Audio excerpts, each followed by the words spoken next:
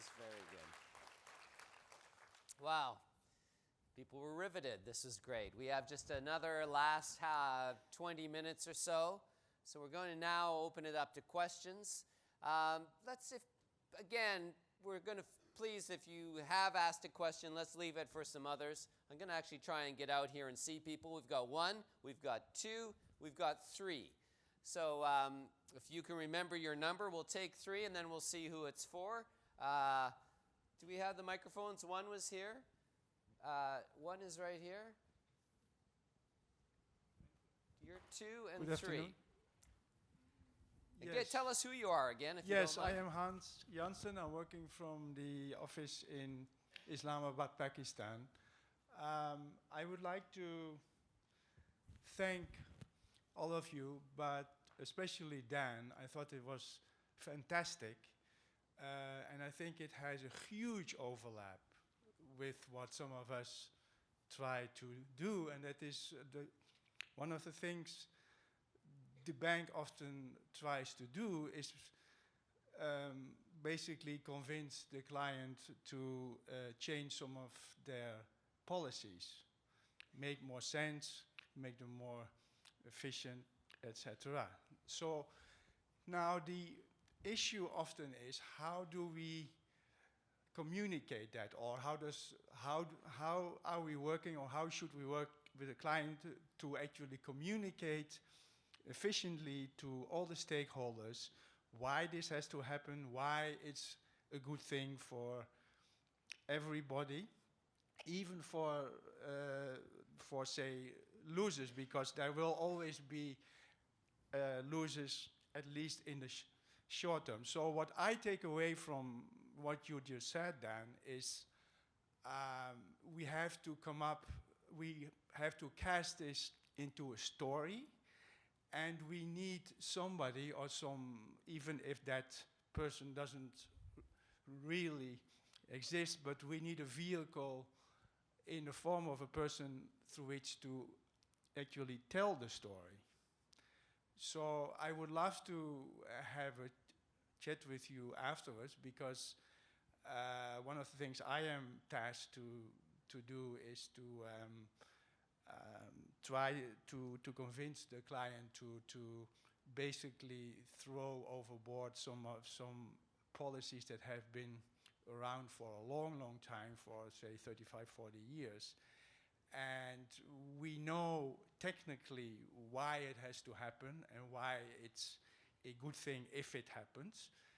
But I am afraid that we know a lot less, about how to actually communicate it to all the stakeholders. So, Good. In the end, I think the World Bank should hire you. Well, there we go. Second question, we'll take the third question. Dan, do you have your CV with you? All right, let's keep the questions nice and short and punchy. Thank you. Very good. Job offer, that's nice. Tell us who you are. Everybody knows you. Okay. I'm Francisco from the Bolivia country office. And one question to you, how we can better know the audience. And I think you referred to the last point, Dan, and Mark Sadler. I mean, I very much like the video, and when you said, this was, oriented to decision makers, and we need to put, dollars, losses, winners, and all this stuff, because it's important we are focusing on them.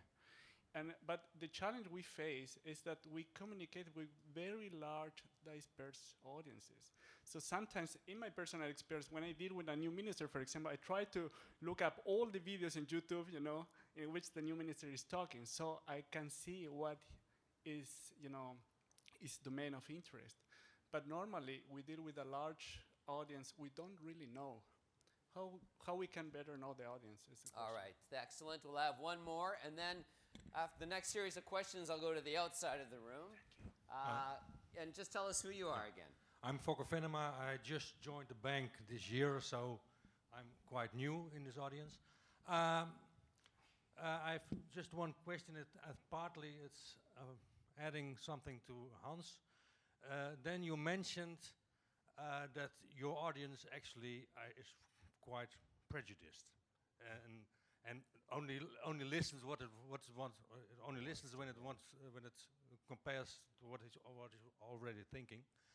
But how do you work with people, communicate with people, just to let them listen to something they don't want to hear? Yeah. All right. Now, Dan, why don't you start us off? And then I know Mark had a question. We'll just see if any of you want to comment on it. But Dan, do you want to have a first go at it?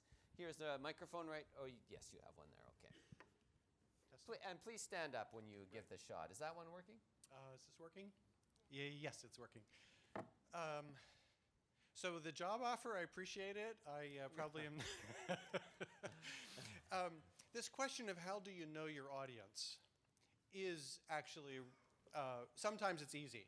Like, I have a sense of who's in this room. If you go into a meeting, you kind of know who's there, or at least you try to get to know who's there. Sometimes it's really hard. I mean, we actually have difficulty ourselves at NPR. We kind of know demographic information. We get some feedback. We hear back from people, but that's not necessarily a good sample. So it's just sort of this cross-section. But my starting point, myself, is nobody knows anything.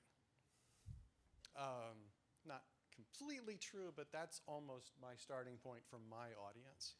Your audiences, wherever you go, may be in a slightly different place. How do you overcome prejudice? I'm actually pretty pessimistic about that. Some days I'm a little more optimistic, some days I'm a little more pessimistic.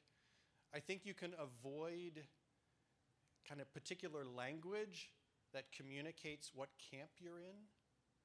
You know, because there's a lot of jargon that's very loaded these days. I mean, and sometimes, like, telling a story is easier to get through that sort of barrier of preconception than putting out sort of facts. But still, people, as the song once put it, hear what they want to hear and disregard the rest. It's just a fact of life. And as my father once said, if you can't do a lot, do a little. Excellent, excellent. Anybody, gentlemen, Mark, do you want to take one? Yeah, so very quickly on the audience thing, I think one of the things that's really important is, now I'm not going to make any sense. It's a bit like politics. So, you know, there's a whole bunch of people who are going to vote one way, and you'll never convince them, right? So we already, they're not part of the audience. I'm not trying to convince people who don't want to be convinced. There's a bunch of people who absolutely and totally buy into it, and they're on your side. Well, okay, they're already on my side. I don't want to influence them. So it's the swing voters that you're after. So when it comes to the audience, I think you need to fix it very closely to what it is, you know, that whole first point about why. So what is the objective? What are we trying to actually influence? Action, money, people, agendas, and then be very clear about who it is in that big universe that you want to get at. And generally for me, it's the swing voters. Some people are already convinced. Others are never going to be convinced. So we go for the middle. And that last piece on some people don't want to, you know, hear what we've got to say. I think sometimes it's more important to work out how we can achieve things via the way that people want to hear things.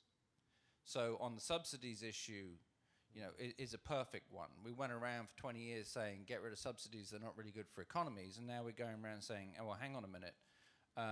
Let's work out how to look after farmers and not take away money off the table, but let's deliver global public goods. And all of a sudden, everyone's on the boat and they're in. We still end up achieving what we wanted to achieve. That's the bottom line. So sometimes I think what the action we're trying to have, the impact that we're trying to drive,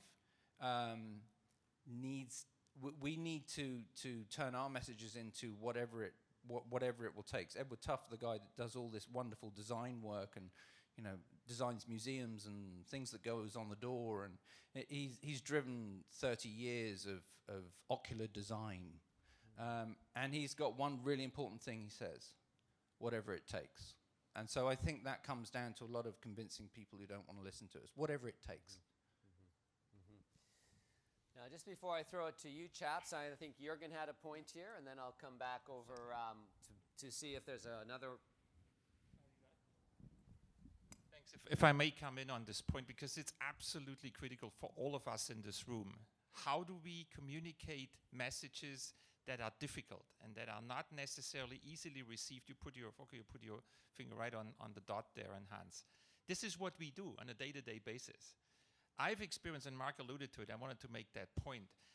My own experience that really opened my eyes was when we started to change the narrative around policy change on subsidies. Many of you have heard about this, but it's a very powerful example. As long as we said to ministers, reduce your subsidies, they're no good, they're inefficient, and they're reaching the wrong people, all we achieved was being shown the door. Sometimes more politely, sometimes less politely. And some nodded and some shook their heads, but the bottom line is nobody listened and nothing changed. The minute we began to talk about, so what is the alternative? What is the opportunity that maintains what you want to achieve politically, but gets you, in addition, different benefits? Everybody's eyes were on us. And like, oh, really? How do we do that?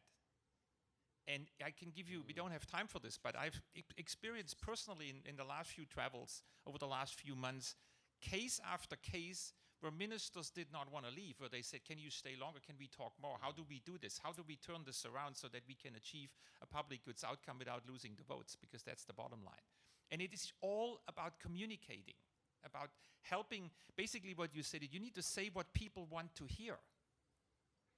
They want to hear how they can be a good minister and how you can help them being a good minister. That's what they want to hear. That's what we are there for. They don't want to hear you're doing the wrong thing and you should stop doing what you're doing. Who wants to hear that?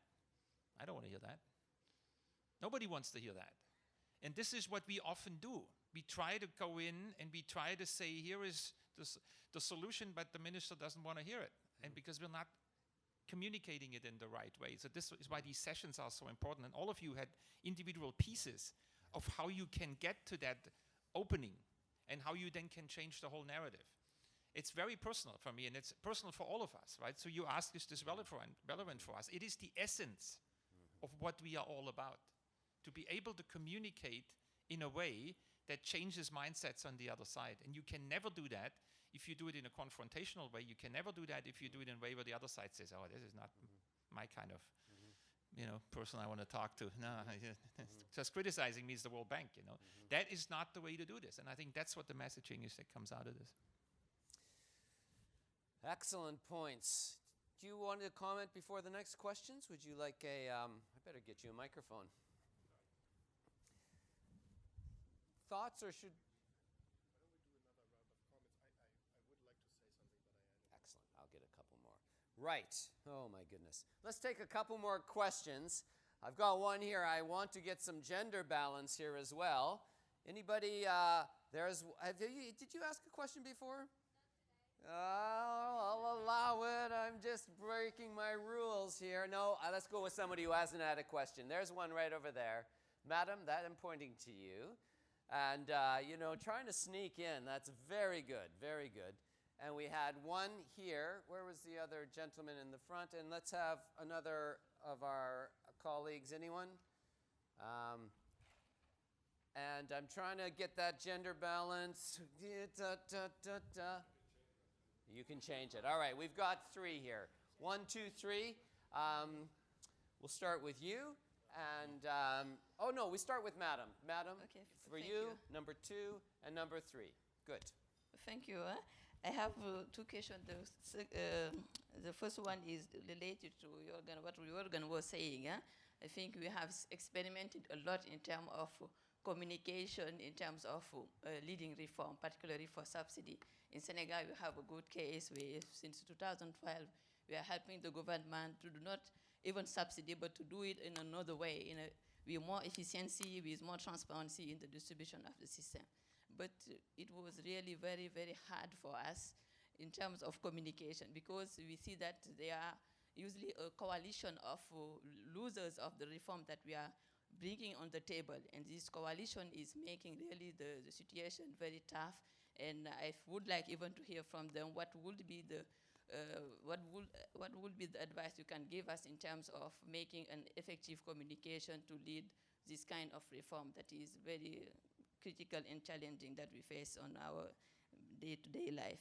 The second issue that I think also in terms of communication at the bank is communicate our success. I think we are very limited in terms of communicating the achievement we made. I think over the last year we have good support from the communication team who made nice videos, nice blog, but we didn't see the continuity. And I think communication should be a continuous process. And I think that there are, again, a lot of effort to make to better communicate in a continuous way the achievement we are making over the different projects we are leading. Excellent. Thank you. Thank you.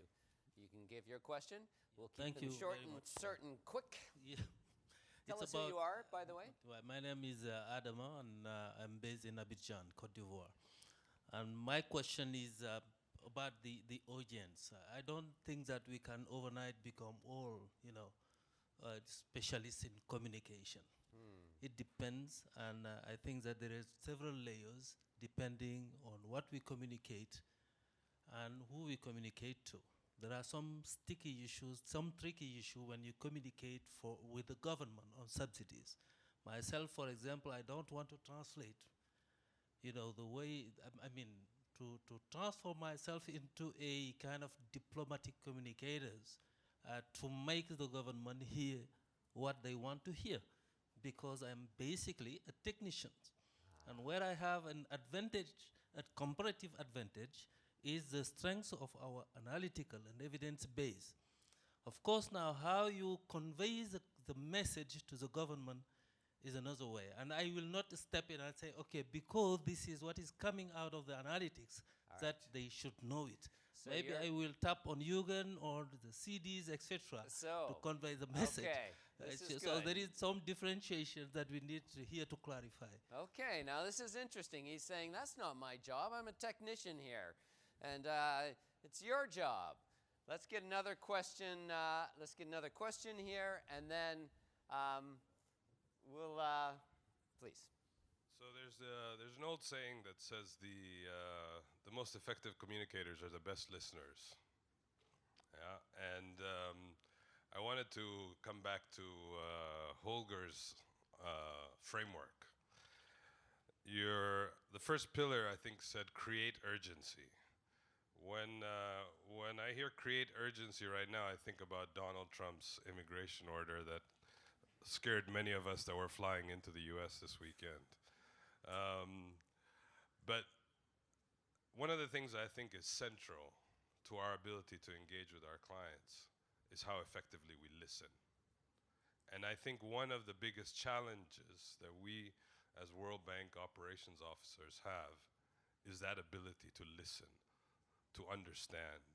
And so I just wanted to, I wanted to push back on you a little bit, because I think the next point after that was create coalitions, which is exactly what we want to do.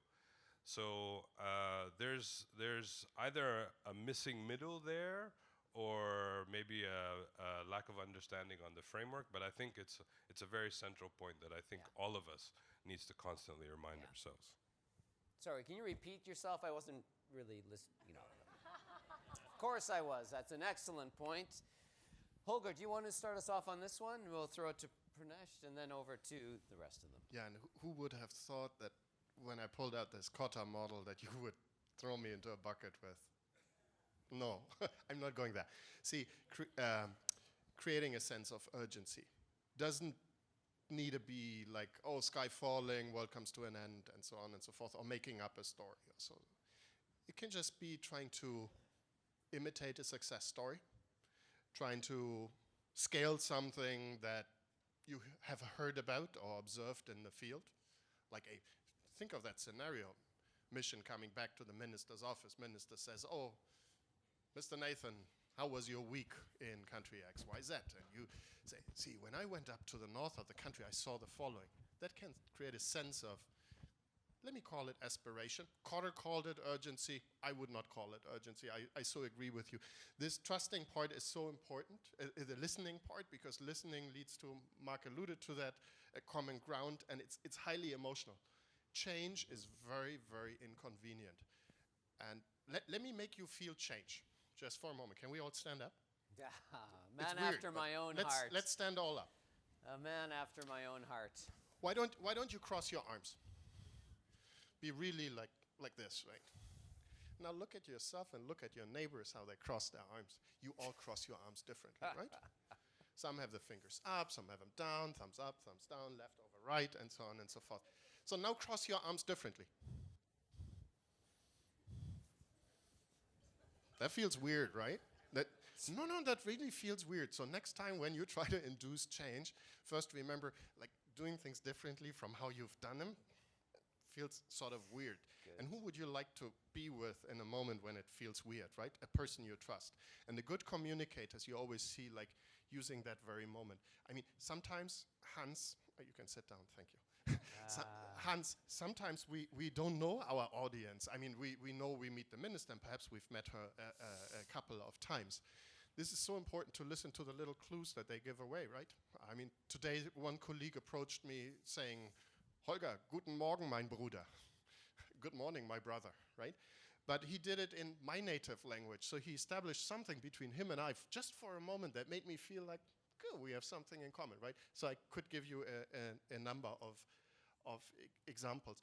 And then perhaps particularly on the positive stories, and then I stop talking. On the positive stories, sometimes it's just to help your counterpart to frame their reality a little differently by adding new data or new evidence or telling their story differently. See, for us in Africa, for instance, I mean, we've heard that story about low productivity and it stays flat and all that stuff. Since I choose a slightly different communication approach, all of a sudden I get closer to my counterparts than I have in the past, and that goes in the following way. See, in the last 4 decades, production in Africa has been growing by a factor of 4, fourfold. Isn't that fantastic? It has been really growing. In India, at the same period of time, it has been growing how many times? Fourfold, the same. So didn't India have this green revolution? And then the story continues and it goes into sustainability and so. But the effect of that is, wow, we really have something to show. We had a growth that, right? It's all about framing the conversation and giving it sometimes a new environment. For the veterinarians among us, how do you treat sick fish? What's the first step in treating sick fish? You change the water, right? And see, I always try to remember that when I try to work on change, perhaps I first start changing the environment to what's happening. So new information, new data points, being more responsive, being available on short message service or whatever, rather than administering surgery right away. Parmesh, give us some words of wisdom. Just 2 things very important. Do a little bit homework on the client before you go. I really make the team spend a little bit of time on researching the person, looking at the last 1 year, what that person has said and done, finding common ground, and then first communicating, as Holger said, the positive contributions which have come from that, and then you situate the things which you are talking about, and then customize it according to what you are trying to say. We are very impatient in coming to the point immediately, and it looks very arrogant, and it's related with the listening part of it. You have to do that. The second thing I did this in Bihar state in India, that there's chief minister is the biggest politician there. We did research on what was happening in his own constituency, in his own area, and found out what the project would do and was doing in his own area, and handed him a presentation on a piece of paper on what would happen exactly in his backyard. And I tell you, his eyes popped out. He said, my God, this is happening. This is what you are doing, because he knows that situation better. So customizing message to what that person is feeling and developing a personal connect is very, very important. We don't do this enough. The second thing which Jürgen says right is also how you rebrand from subsidies to smart incentives. If you have the same resources, how do you spend them differently? When I go to finance ministers, I do one thing very well. I look at how will this project contribute to taxation revenues there? So I said, you are giving subsidy, can you get this money back? If you grow more enterprises, they will pay tax to you. And I do some back of the envelope calculations, and I give him a ballpark figure on what the taxation revenues, and I tell you the finance ministers suddenly jump from their seat when they hear taxation revenues, as opposed to what they're hearing about expenditure and subsidy and things like that. So I think customizing that message at that point of time, understanding the motivation of that person, and then customizing your message to that situation, bringing your analytics. I'm not asking you not to use your technical knowledge, but mind you, friend, even if you are technical, you can't even communicate the very good technology and very good analytics if you are not a good communicator. We need to think about becoming a good communicator. Please do not neglect that part of the job. This is an essential skill set in private sector now. Private sector spends 25% of training budget on communication. The high time we do this same thing, then only we will achieve results. Thank you. Thank you so much. It's a very interesting debate. I've personally become convinced it's not what we do, but how we do it. I want to give the last question to my colleague here, if you don't mind. Please.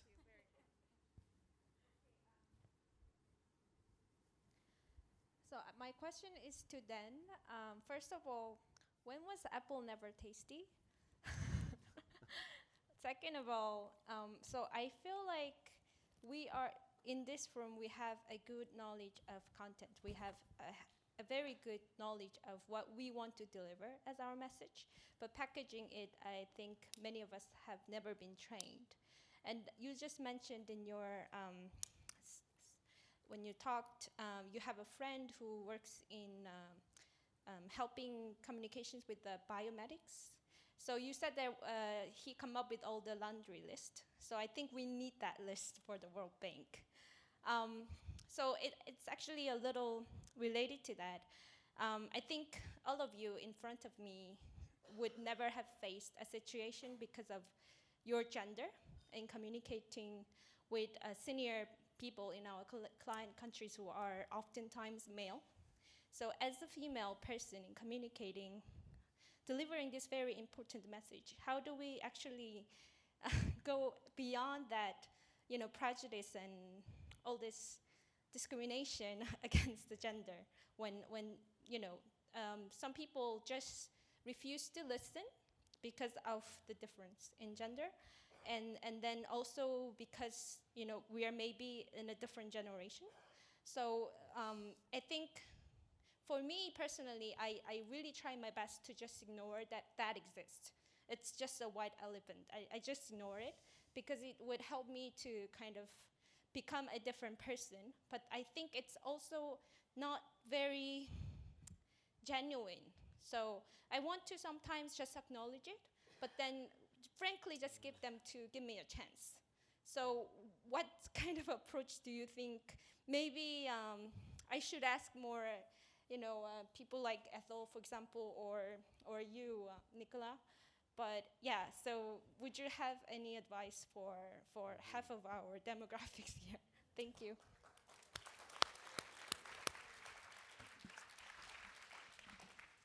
And please stand up. I am not the right person to answer your question.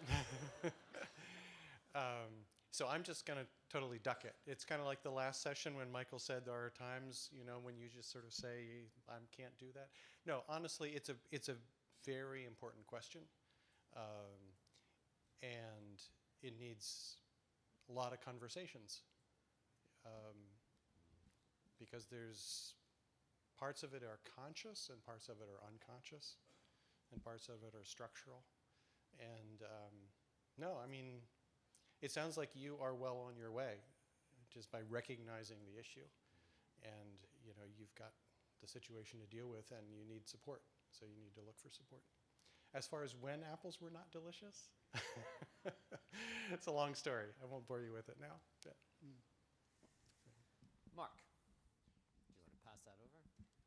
So I'm also the wrong gender to answer that question, but one of the most impactful communications I've ever seen with one of the most hostile audiences I've ever seen was the 2012, 2011 annual meetings, the Minister of Finance with Josette Sheeran. and it was about food price crisis. So the issue, I couldn't agree with you more, and the issue is there.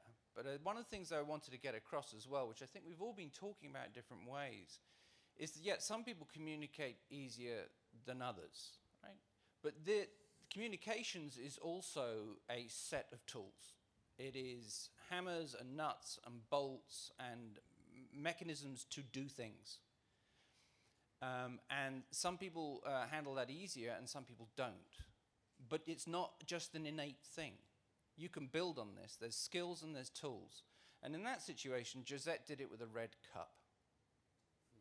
Josette walked in with a red cup, and it contained actually the amount of food that they were handing out in the WFP based upon the money they had available at the time.